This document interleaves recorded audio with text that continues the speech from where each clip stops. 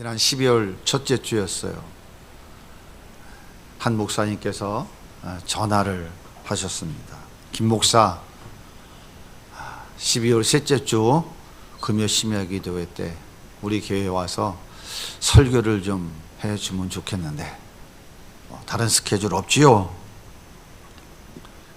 제가 평소에 존경하는 목사님이십니다. 늘 말없이 뒤에서 편하지 않게 고생한다고 응원해 주시고 볼 때마다 눈으로 말하는 그런 목사님이었습니다. 올해 목회 40주년을 맞이했고 한국교회 부흥을 위해서 열심히 뛰고 달려오신 저에게는 아주 대선배가 되는 그런 목사님이시죠. 그래서 제가 좀 부담스러워서 아유 목사님 제가 좀 많이 부담스럽습니다. 거절을 했더니 목사님께서 이렇게 말씀하시더라고요. 한 해를 마무리하는 12월 달에 매주 금요일마다 작지만 큰 일을 행하는 목사님을 초청해서 섬기면 좋겠다고 교회가 그렇게 결정을 했습니다. 평소에 목사님이 작은 교회 청소년들을 작은 교회임에도 불구하고 청소년 캠프를 열어서 회비도 받지 않고 열심히 섬기는 모습을 보면서 참 은혜를 많이 받았습니다. 그리고 기회 될 때마다 성도들에게 이야기했었습니다. 그랬더니 성도들이 이번 교회 목사님을 꼭 초청하면 좋겠다. 그렇게 해서 결정한 일이니까 그냥 아무 부담 갖지 말고 오셔서 말씀을 한번 전해주시면 좋겠다. 그렇게 부탁을 하셨습니다. 지난 10년 동안 바보 같다, 미쳤다, 정신 나간 짓이다 이런 소리는 많이 들어봤지만 작지만 큰 일을 행하는 교회라는 칭찬은 처음 들어봤습니다. 지난 토요일 목사님께서 7시 전에 꼭 와달라고 부탁을 해서 제가 저희 집사람과 함께 갔습니다.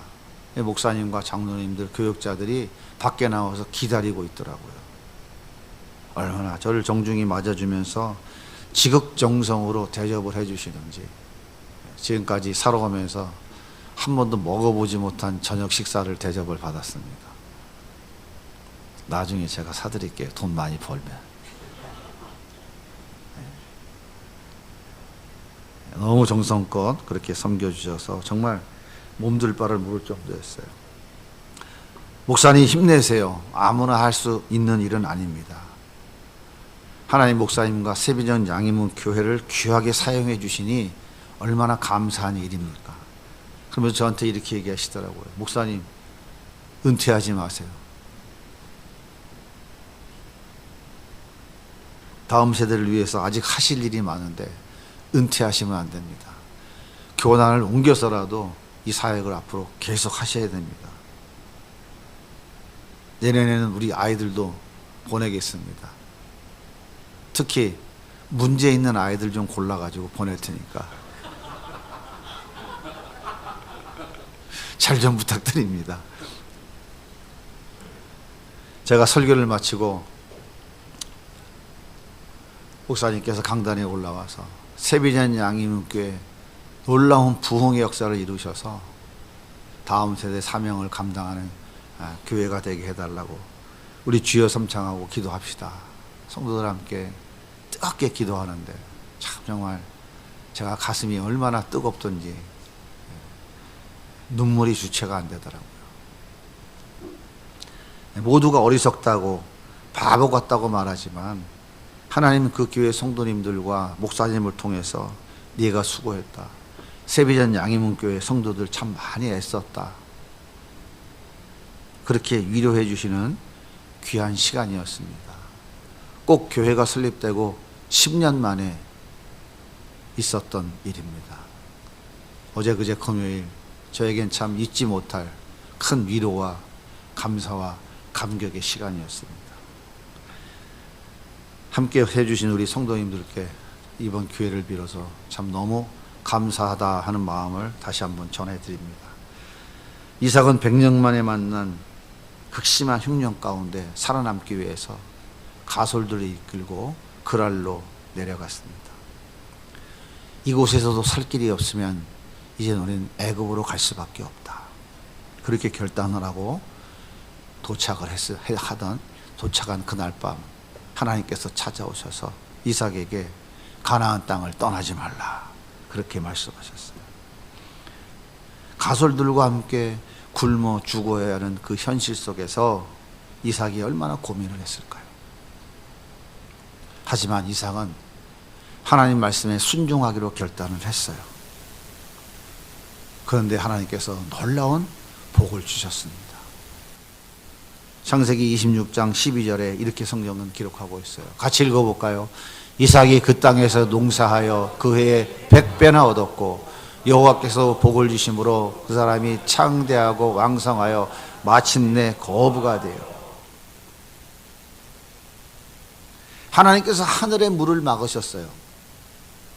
그래서 100년 만에 다시 차지하는 엄청난 기근이 가나안 땅을 뒤덮었어요. 그런데 하나님이 땅 속의 물은 막지 않으셨습니다.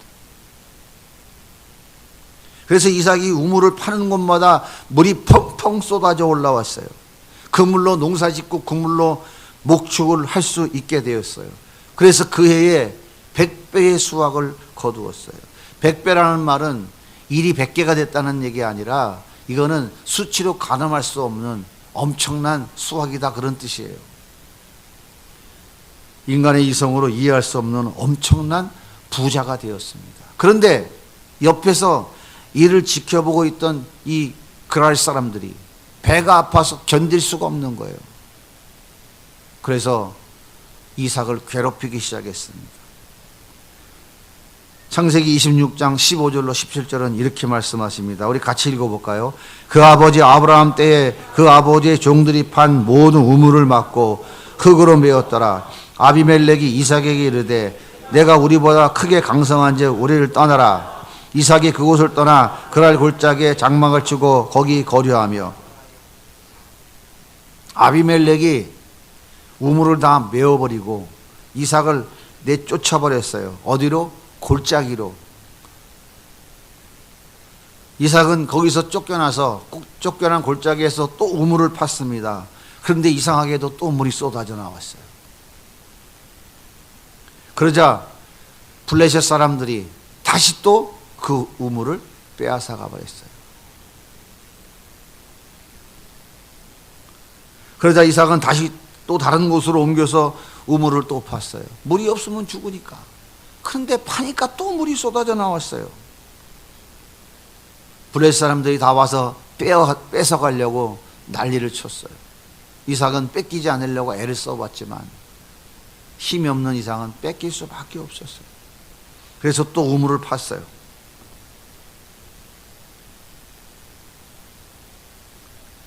그런데 이번에는 다투지 않고 그냥 바보처럼 내줬어요. 22절 같이 읽겠습니다. 이삭이 거기서 옮겨 다른 우물을 팠더니 그들이 다투지 아니하므로 그 이름을 르호봇이라 하여 이르되 이제는 여호와께서 우리를 위하여 넓게 하셨으니 이 땅에서 우리가 번성하리로다 하였더라. 이번에는 다투지 않았어요. 그냥 줘버렸어요. 이삭은 하나님 말씀을 따라 그랄에서 35km 떨어져 있는 부엘세바로 거주지를 옮겼어요. 그리고 다시 우물을 팠어요. 그랬더니 역시 또다시 물이 쏟아져 나왔어요. 곳곳마다 물이 쏟아질 때마다 빼앗겼어요. 곳곳마다 물이 쏟아질 때마다 팔 때마다 물은 쏟아졌고 물이 나오는 우물마다 다 빼앗겼어요. 그리고 이제 그날 그곳에서 35km나 떨어진 부엘세바까지 쫓겨갔어요. 그리고 그곳에서 또다시 우물을 팠는데 여기서도 또 물이 쏟아졌어요. 창세기 26장 23절입니다. 이삭이 거기서부터 부엘세바로 올라갔더니 이삭의 종들이 거기서도 우물을 팠더라. 생각해 보세요. 100년 만에 만난 극심한 감옥 가운데서 발견한 그 우물이 얼마나 귀한 우물입니까? 이 우물은 생명이에요. 이 우물을 빼앗긴다는 것은 생명을 포기하는 것이고요. 가문의 멸망을 자초하는 일입니다. 하지만 이삭은 그냥 다 빼앗겼어요. 아니 그냥 순순히 다 내어 주었어요. 그리고 다른 곳으로 장소로 옮겨서 다시 우물을 팠어요. 여러분 생각해 보세요. 세상에 이렇게 나약한 사람이 또 있겠어요? 억울하지도 않습니까? 생명 걸고 싸워서라도 우물을 지켜야 가장이고 족장이고 어른 아닌가요?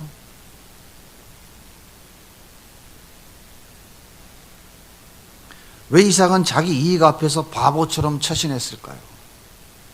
그 이유가 뭘까요? 왜 이삭은 이렇게 어리석은 짓을 해야만 했을까요? 왜 그랬을까요? 이삭은 하늘의 별과 같이 바닷가의 모래알 같이 큰 민족을 이루어 줄 것이며 내가 밟는 이 가나안 땅을 주겠다는 하나님의 약속을 의심하지 않았어요. 100년 만에 만난 이 극심한 흉년 가운데서도 우물을 파기만 하면 물이 나오는 것은 하나님께서 나와의 약속을 지키고 계신 것을 확신하고 있었던 거예요. 하나님이 나와의 약속을 지키기 위해서 내가 우물을 파기만 하면 물이 나오게 하시는구나. 저 사람들은 파도 안 나오는데 어째서 내가 파기만 하면 물이 나올까? 하나님은 나와의 약속을 여전히 지키기 위해서, 나를 살리기 위해서 이렇게 지금도 역사하고 계시는구나. 그것이 이삭의 믿음이었어요. 그러니까 힘으로 우물을 뺏으려고 하는 사람들과 싸워야 될 필요가 있어요, 없어요? 있어요, 없어요? 그래서 이삭은 그래, 너 이 우물 필요해? 그럼 가져가. 네가 뺏어가면 하나님이 또 주실 건데 뭐 너 가져가. 그런데 있잖아, 너는 하나님이 안 무섭냐? 너는 하나님이 두렵지 않아? 이거 하나님이 주신 건데 이거 뺏어가면 너 그 하나님이 솔찬히 겁날 텐데. 이것이 이삭의 믿음이었어요. 이삭은 자기 밥그릇도 못 챙기는 바보처럼 멍청이처럼 보였어요. 하지만 이삭은 하나님은 나를 통해 하늘의 별과 같이 바닷가의 모래알 같이 큰 민족을 이룬다고 약속하셨어. 그 하나님이 절대로 실패하지 않아. 이 믿음을 갖고 있었어요. 하나님의 이런 믿음의 사람을 통해서 어떻게 역사하셨을까요? 창세기 26장 28, 26절 같이 한번 읽어볼까요? 시작. 아비멜렉이 그 친구 아우삿과 군대장관 비골로 더불어 그랄에서부터 이삭에게로 온지라. 그들이 이르되 우리 사이 곧 우리와 너 사이에 맹세하여 너와 계약을 맺으리라 말하였노라. 어느 날 그랄 왕 아비멜렉이 왕의 책사인 아우삿과 군대장관 비골을 대동을 하고 부엘사베에 살고 있는 이삭에게 찾아왔어요. 우리와 계약을 맺읍시다. 이건 무슨 말이냐면 화친하자는 거예요. 평화조약을 맺자는 것입니다. 고대에서의 계약은 약한 나라가 강한 나라의 왕에게 요청하는 거예요. 이것을 종주권 계약이라고 합니다. 강한 나라의 왕은 종주, 약한 나라의 왕을 봉신이라고 해요. 그래서 종주권 계약을 체결하면 종주가 봉신을 책임져야 됩니다. 종주는 이웃나라가 공격해 오면 군대를 보내서 봉신을 지켜주고 백성들이 먹고 사는 것을 책임져 줘야 돼요. 그 대신 봉신은 종주에게 목숨 걸고 충성하고 때를 따라 조공을 바쳐야 됩니다. 조선이 봉신국이었기 때문에 왕을 세울 때 종주국인 명나라 황제에게 윤호해 주옵소서 허락받으러 가야 됐어요. 외세가 공격해 오니까 중국에 가가지고 우리 좀 도와주세요 해서 중국 군사가 일본과 싸워준 거예요. 그런데 이삭보다 강해도 너무 강한 그랄 왕이 찾아와서 이삭에게 우리의 종주국이 되어달라고 하는 말은 도무지 이해할 수 없는 거예요. 이런 일이 지금 벌어진 거예요.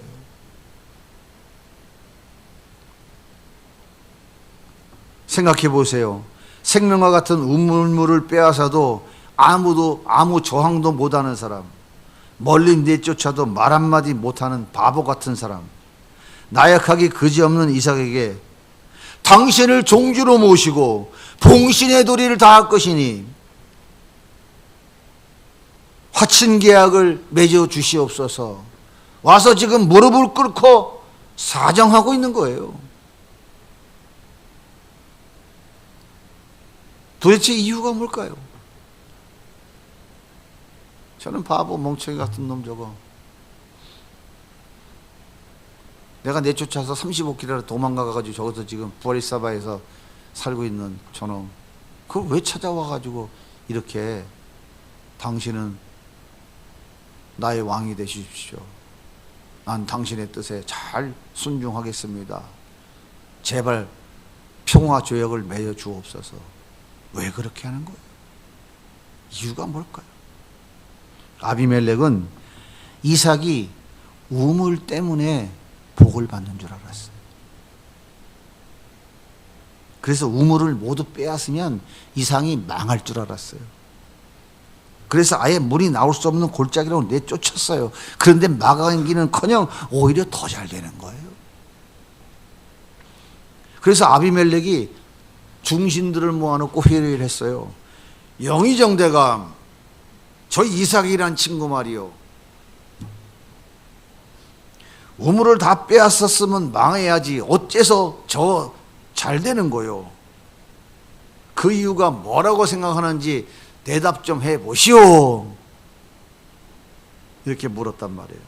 전하, 그랄골짜기는 절대로 물이 나올 수 없는 곳입니다.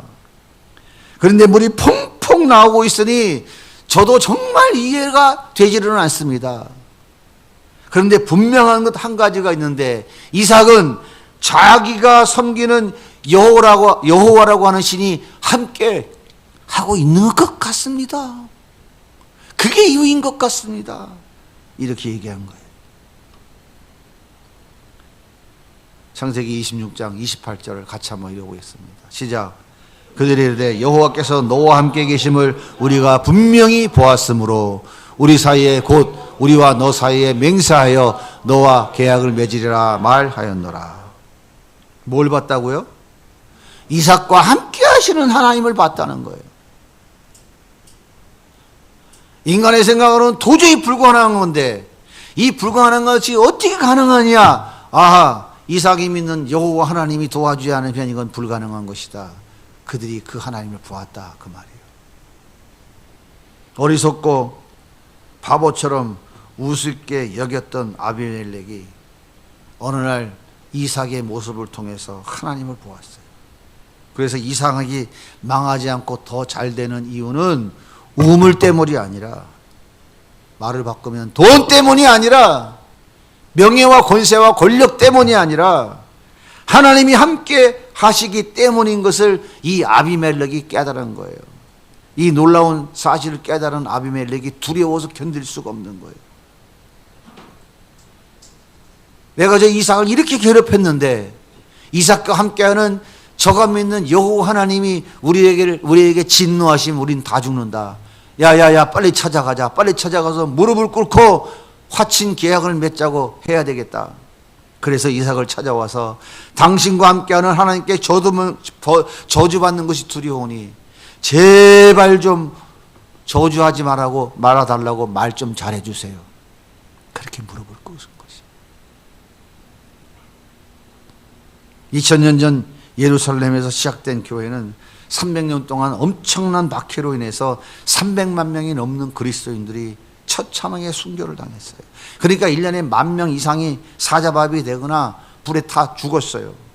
그래서 화형시키는 불빛이 로마의 전역교를 대낮같이 밝혔다고 역사가들이 기록하고 있는 것이에요. 그런데 AD 313년 로마의 콘스탄틴 황제가 기독교를 국교로 공인하면서 300년 동안 계속되던 박해는 끝이 났어요. 어떻게 이런 일이 일어날 수 있을까요? 그렇게 처참하게 죽어가면서도 바보처럼, 어리석은 자처럼 하나님을 부인하지 않고 끝까지 믿음을 지키는 그들의 모습 속에서 살아계신 하나님을 그들은 본 거예요. 로마는 결국 믿음의 사람들 앞에서 무릎을 꿇고 말았습니다. 예수님은 창조주이고 하나님이십니다. 만왕의 왕이시고 세상의 주인이에요. 그런데 인간의 몸을 입고 이 땅에 오셨습니다. 헤롯 궁전도 아니고 왕가의 귀공자로 오시지도 않았어요. 마구간에서 태어나시고 갈릴리 나사렛 깡촌에서 목수인 아버지 일을 도우며 성장했어요. 그리고 공생애를 사시는 동안 두버릇도 없이 머리 둘 것도 없이 멸시 천대 받으며 춥고 배고픈 바보 같은 어리석은 삶을 살다가 처참하게 십자가에 죽으셨습니다. 죽은 자를 살리고 귀신을 쫓아내고 광풍을 잠지 않게 하고 보리떡 5개 물고기 2마리를 가지고 5,000명을 먹이는 능력이 있으면서도 십자가에 맥없이 죽어가는 그 예수를 향해 나약한 자라고 바보라고 저들은 손깍지댔어요. 가족들도 제자들도 그리고 예수를 따랐던 많은 무리도 예수님을 비웃었어요. 예수님은 정말 어리석었을까요? 예수님은 정말 바보였을까요? 예수님은 자기가 어리석은 자처럼 십자가에 죽어야 하나님이 계획한 구원의 역사를 이룰 수 있다고 하는 믿음을 가지고 있었어요.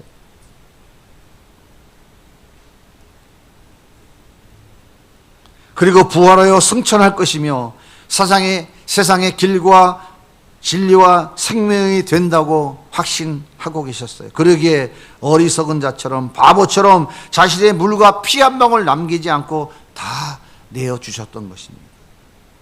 예수님의 이 어리석은 짓이 우리에게는 지혜가 되고 생명이 되었고, 예수님의 바보 같은 짓이 우리의 모든 죄를 다 용서하는 능력이 되었어요. 그래서 예수님의 십자가는 믿는 자들에게는 하나님의 능력이지만 믿지 않는 자들에게는 어리석기 짝이 없는 바보 짓이 되는 것입니다. 여러분에게 예수님의 십자가는 하나님의 능력입니까? 아니면 어리석기 짝이 없는 바보 짓입니까?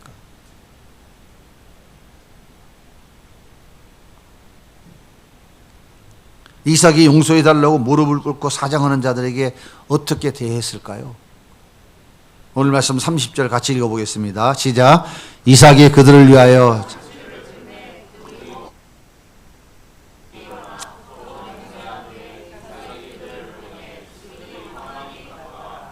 이삭은 아침에 일찍 일어나 계약을 맺었어요. 계약을 맺은 이후에는 반드시 성대한 잔치가 벌어집니다. 그 이야기하고 있는 거예요. 오늘 말씀해 보세요. 아침이 일찍 일어나 서로 맹세한 후에 계약을 맺었어요. 어떻게 하시는 건지 아십니까? 창세기 15장에 보면 계약하는 내용을 자세히 설명해 놓고 있어요. 소와 염소와 양, 가축들을 2개로 쪼개서 양쪽으로 쭉 늘어놓고 계약 당사자가 서로 손에 손을 잡고 그 쪼개진 짐승 사이로 걸어가는 거예요. 이게 계약의 방법입니다. 뭐 하는 건지 아세요? 둘 중에 누군가가 계약을 안 지키면 쪼개진 짐승같이 너는 죽는 거야. 이게 당시 계약의 방법이었어요. 하나님이 우리를 구원해 주시겠다고, 아브라함과 그 약속 지키겠다고 창세기 15장에 이 계약을 맺으셨다니까요. 이게 당시의 계약의 방법이에요. 그 계약을 마치고는 성대한 잔치를 베풀어서 그들에게 평안히 돌아갈 수 있도록 이삭이 다 해줬어요. 생각해 보세요. 자기 우물을 다 빼앗아간 사람에게 복수하고 싶지 않았을까요? 자기 생명을 움켜잡고 죽이려 했던 사람에게 보복하는 것은 당연한 것 아닙니까? 너 딱 걸렸어 오늘. 너 이제 봤지? 내가 믿는 하나님. 넌 죽어야 돼. 네가 나를 얼마나 괴롭혔어. 넌 맛 좀 봐 이제. 그래야 되는 거 아닌가요? 그러나 이삭은 전혀 내색하지 않았어요. 오히려 선대했습니다. 이것이 예수를 믿는 진짜 그리스도인에게서 나타나는 모습이에요.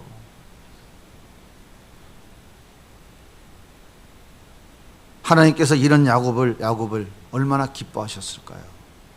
하나님이 어찌 가만히 계시겠어요? 하나님이 이 이삭에게 말로 다 할 수 없는 은혜와 복을 쏟아 부어주십니다. 그 말씀이 바로 32절이에요. 자, 같이 한번 읽어보겠습니다. 시작. 그날에 이삭의 종들이 자기들이 판 우물에 대하여 이삭에게 와서 알려 이르되 우리가 뭐를 얻었나이다 하며, 아비멜렉이 찾아와 화친하던 그날 이삭의 종들이 우물을 팠어요. 그런데 그 우물에서 물이 나왔어요. 이삭이 그 우물의 이름을 세바라고 지었어요. 세바라고. 오늘 말씀 33절에 세바라고 나오죠. 세바. 세바의 뜻이 뭔지 아십니까? 숫자 7을 말해요. 7, 7, 럭키 7. 7이라는 숫자는 완전하다는 뜻이에요. 그러니까 이 우물은 마르지 않는 완전한 우물이다라고 하는 뜻이에요. 하나님의 충만하고 완전한 축복이라는 말이에요. 여러분, 이 복이 무엇일까요? 이 복이 어리석은 예수가 십자가에 죽어서 흘리신 보혈의 피로 우리를 죄를 씻어주시고 우리에게 주신 영생, 바로 그 복이에요. 하나님의 아들이 되는 것, 천국을 소유하는 것이에요. 이 복은 영원히 마르지 않는 복, 영원히 변하지 않는 복이에요. 그리고 이 땅에 살아가는 동안 하나님의 살아계심을 날마다 경험하며 살아가는 보너스까지 포함된 복이에요. 그래서 예수님께서 무엇을 먹을까, 무엇을 마실까 염려하지 말라. 나는 너의 머리털 까기도 다 세는 하나님이시니라 말씀하고 계신 거예요. 사랑하는 여러분, 세상 사람들은 예수님을 보여달라고 요구합니다. 보여주면 믿겠다고 말해요. 여러분, 어떻게 대답하시겠어요? 그냥 꽉꽉 믿으면 된다고 그렇게 말씀하시겠습니까? 아니면 나도 못 본 예수를 뭘 자꾸 나한테 보여달라고 그래, 나도 몰라, 이렇게 반문하시겠습니까? 적어도 우리가 예수 믿고 구원받은 그리스도인이라면, 적어도 우리가 하나님을 아버지라고 부르는 자녀가 되었다면 그 예수님을 보여줄 수 있어야 되지 않을까요? 그러면 그 예수님을 어떻게 보여줄 수 있을까요? 어떻게 보여줄 수 있을까요? 나를 위해 어리석은 자가 되어주신 예수님, 그 예수님과 함께 예수님처럼 어리석은 자가 되어 예수님이 앞서가신 길을 따라갈 때 가능합니다.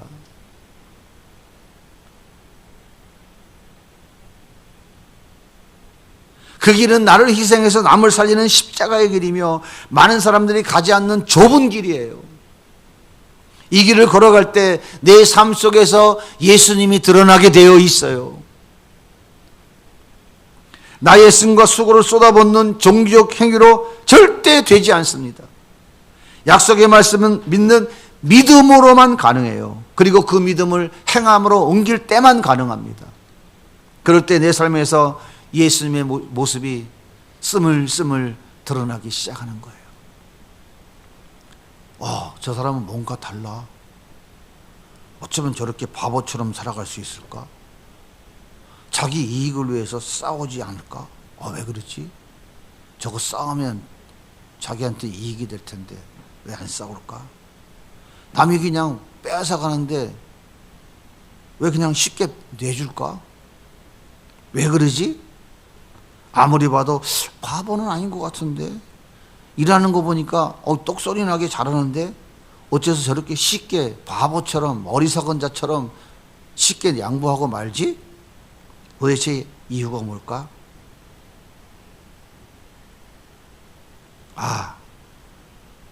저 사람 예수 믿는 사람이구나. 그래서 나와는 뭔가 다르구나.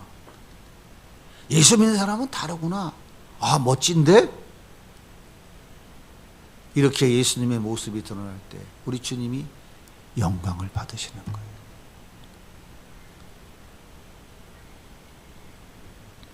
(10년) 10년 동안 바보처럼 살았습니다. 아무도 알아주지 않는 것 같았고 여전히 어리석은 자라고 손가락질 당하고 있는 줄 알았어요. 코로나가 딱 끝났어요. 그리고 캠프를 시작했어요. 그랬더니 사람들이 눈빛이 달라지기 시작했어요. 장난이 아니네. 작은 교회 10,000개가 문을 닫았다는데 저 인간은 문도 안 닫고 지금 또 뭔 짓을 하는 거야? 저게 미친놈인가? 아니면 정말 뭔가 하나님이 함께 하는가? 그분들이, 주변 사람들이 의아해하기 시작했어요. 근데 올해는 캠프가 딱 마치고 나니까 사람들이 와서 제 손을 잡기 시작했어요. 화장실에 소변 보는데 슬그머니 와가지고 제 손을 쓱 잡으면서 고생 많았죠, 목사님. 저쪽 봐라고 하면서 고생 많았죠. 아유, 감사합니다. 그리고 모른 척하고. 이게 현실인 거예요. 이게 현실이라고요. 그런데 우리 주님은 그렇게 바보처럼 어리석은 자처럼 살아가는 우리 세비전 양희문교회를 향하여 너희들이 애썼다고, 너희들이 수고했다고, 너희들이 고생했다고, 한 교회의 성도들과 한 목사님을 통해서 확인시켜 주셔서 얼마나 감사한지 모릅니다. 우리의 모습 속에서 예수님을 본 사람이 생겨나기 시작했구나. 우리의 모습 속에서 고유명사 하나님을 발견한 사람들이 생겨나기 시작했구나. 정말 감사가 되고 위로가 됐어요. 하나님은 약속하신 대로 이루시는 분이 확실하다는 사실을 다시 한번 확인했습니다. 저는 확신하고 있어요.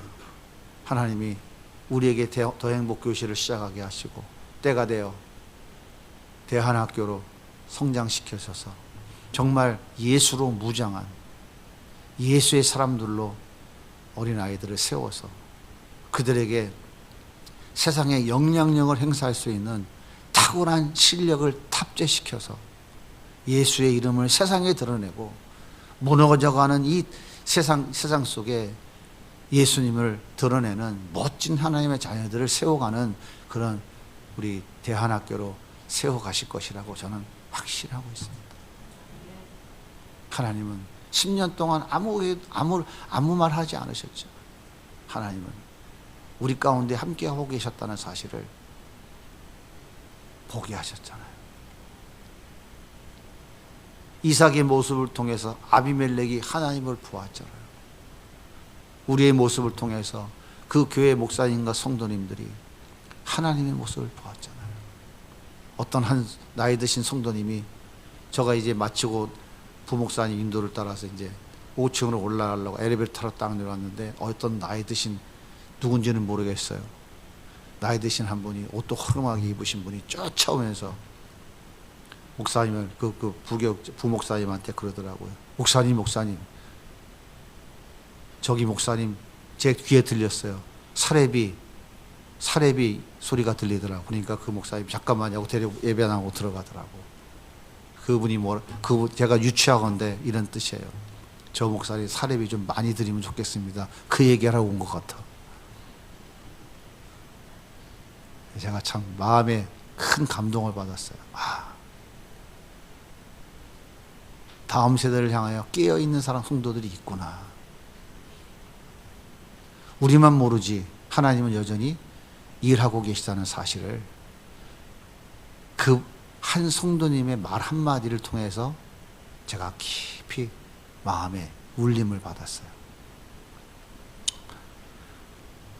사랑하는 여러분, 현명한 사람, 똑똑한 사람으로 살지 말고 어리석은 사람처럼 바보처럼 살아갑시다. 내가 똑똑하고 현명하고 잘난 척하고 살아가면 우리 주님이 일하실 기회가 없어요. 내가 바보처럼 어리석은 자처럼 그렇게 살아가면 우리 주님이 일하십니다. 우리 주님이 일하시면 아비멜렉이 찾아와 무릎을 꿇고 네가 믿는 하나님께 나 저주하지 않게 해달라고 제발 좀 부탁하자.